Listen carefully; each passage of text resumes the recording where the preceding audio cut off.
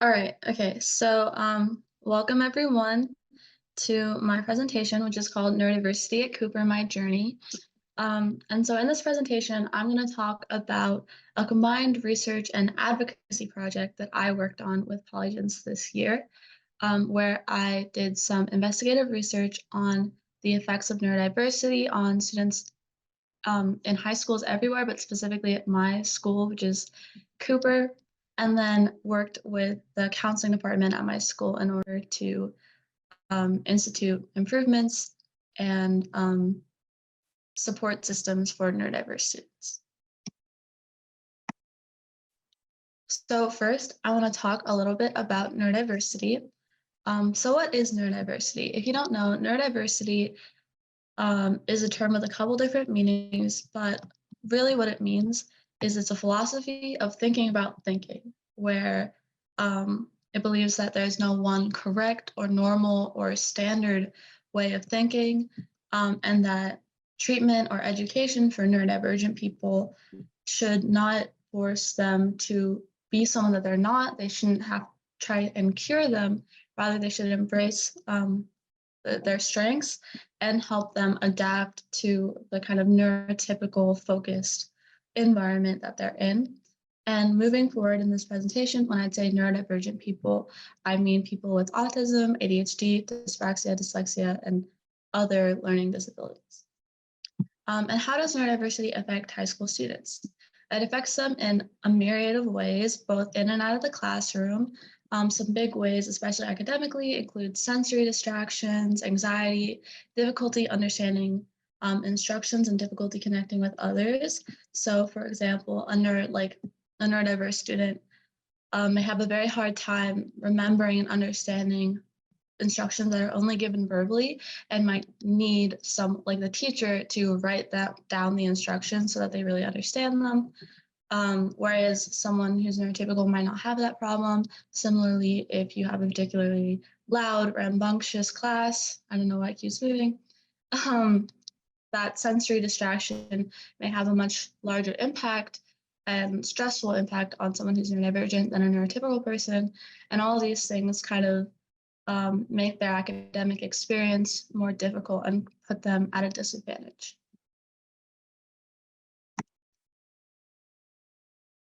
So in my project, like I said, I saw these problems happening at my school and I wanted to see what I could do in partnership with the counseling department to stop them. And so how did I go about this?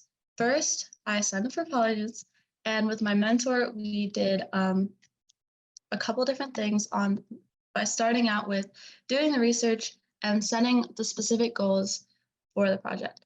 So with my mentor, I first conducted a review of existing literature about neurodiversity in education. It's not a heavily studied field, but there's more and more out there every day. After that, I used that information to kind of see what other people were suggesting to help neurodiverse students and what problems specifically were being found universally. After I did a review of the literature, I contacted several neurodiverse and neurotypical students at my high school specifically, and I interviewed them about their personal experiences with the counseling department at my school, with accommodations, with ableism at the school. And as an autistic student myself, I also was able to use my own personal experiences with all these things to create my recommendations.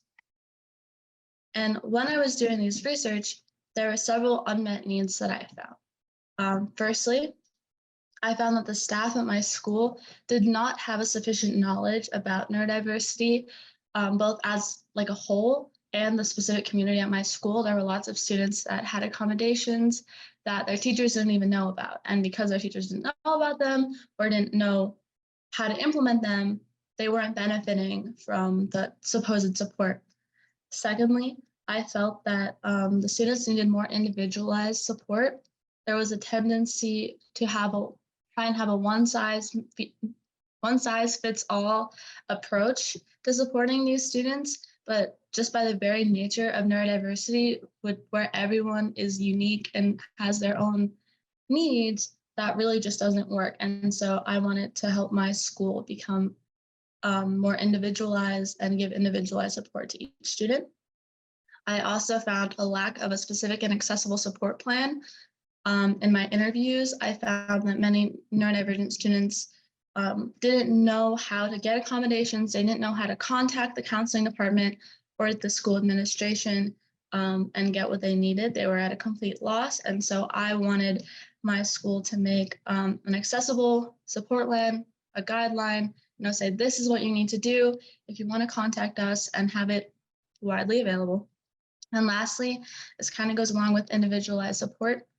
But I also found that although students at my school have accommodations, they weren't really benefiting the students as much as they should, and they weren't always catered well to that student. And this was something that wasn't just happening at my school, it was happening really universally. For example, in a study from 2022 conducted in Sweden, I don't know why I keep saying that, conducted in Sweden, researchers asked neurodivergent students, their parents, and their faculty a series of questions about how they felt the support for them was at their school. And one of the biggest findings from that study was that students and their parents didn't feel that accommodations were really helping them, but the faculty did, showing not only that the accommodations weren't working, but that the faculty wasn't aware of that. And so from these findings, I made a series of recommendations, which I put in a presentation and a fact sheet, which I was then going to share with the administration and counseling department at my school. And my recommendations kind of break down into three big kind of topics. The first one was that the teachers need to be made aware of what neurodiversity is, how to teach it, how to handle it, what students at the school need, what they're, if they're comfortable. I wanted teachers to be made aware of their diagnoses, fully aware of their accommodations and how to implement them, and aware of the importance of that, because I know some teachers at my school, which I found through the interviews and my personal experiences, knew about the accommodations but didn't understand their importance, so didn't put a lot of effort into making them possible. My second recommendation was an expansion of the accommodation system at my school and in a lot of organizations. The only accommodations that are given are for big exams. For example, AP exams or SATs, there you would get accommodations, but those accommodations will lie in the classroom or in more day-to-day tests and assessments. So a lot of these students, they always have this need. It's not just for big exams, but it's only being given to them very briefly and sporadically. And so my second recommendation was to expand classroom accommodations and make sure that accommodations were always being carried out. And my last recommendation was to increase the accessibility of the counseling department and school administration, and increase the accessibility of knowledge about how to access them, how to get accommodations. And I also recommended that the counseling department actually meet individually with every student that had accommodations or was requesting accommodations, which was not something that they had done previously, in order to have an honest discussion with them about their needs, which I hope will improve the individualization. So the next step, once I had done this research and put together these recommendations, was actually reaching out to the people that could make this change. And so to do this, first I had to, determine who at my school had this power. Luckily for me, the head of the counseling department had actually been one of my teachers previously, so I knew her. I had a good relationship with her, and I was able to use this to reach out to her and her department. And I scheduled a meeting with her where I gave a presentation. And when I gave this presentation, I also made sure to customize it to my audience. So for example, I know she liked more conversational presentations and she wanted to be a part of the discussion. So I made sure that that was possible, and it made her a lot more receptive to my points. And after that, she was, like I said, surprisingly receptive and agreed with almost all of my recommendations and was like, I'm going to put this to work immediately. But unfortunately, people get busy. and that doesn't always happen. And so the last part of what I had to do um, was carry through. I had to not just say, okay, I did it, my project's over. So even to this day, this was 6 months ago, I still constantly follow up, make sure to develop relationships with the counseling department, with administration, and with other neurodivergent students at my school who I hope can continue these improvements when I graduate. And now here I am sharing my process with you guys, hoping that someone will become inspired and do the same thing at my school. And lastly, I just want to say what I was able to do was, like I said, she was very amenable to my recommendations. So I was successfully able to set up individual meetings between the counseling department and every student with accommodations.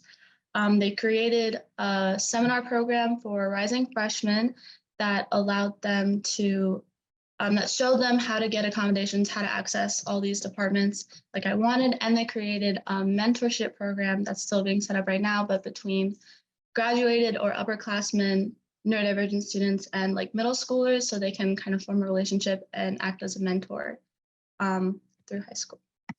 And here are some helpful links that I found when I was doing research, and thank you.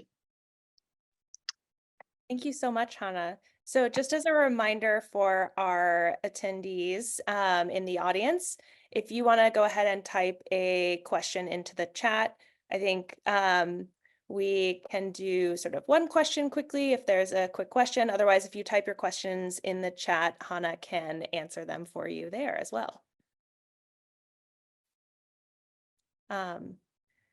I guess actually the question that I have, so it sounds like you actually made some good progress in terms of implementing this in your school. What comes next? Like, what do you hope to do to keep expanding the impact? Yeah, and so this is kind of what I was hoping to talk about more with the carrying through, but I kind of ran out of time. I'm a senior this year, so I'm graduating in a couple months, which also makes it more difficult. But my main focus once I'm out of high school will be to continue with that mentorship program, because I think that's actually something that me being out of high school will be a benefit to. And that way I can, continue to have an impact even after graduation. And so I'll keep my contacts at that school and just, get matched, and also use my underclassmen friends at the school because there's a large neurodivergent community at that school, and I'm pretty in contact with a lot of them. But yeah, so mostly the mentorship program, and then just continue with advocacy while I'm at university as well, because there's a lot more things to be done than just this kind of small scope project. Amazing. Thank you so much, Hannah.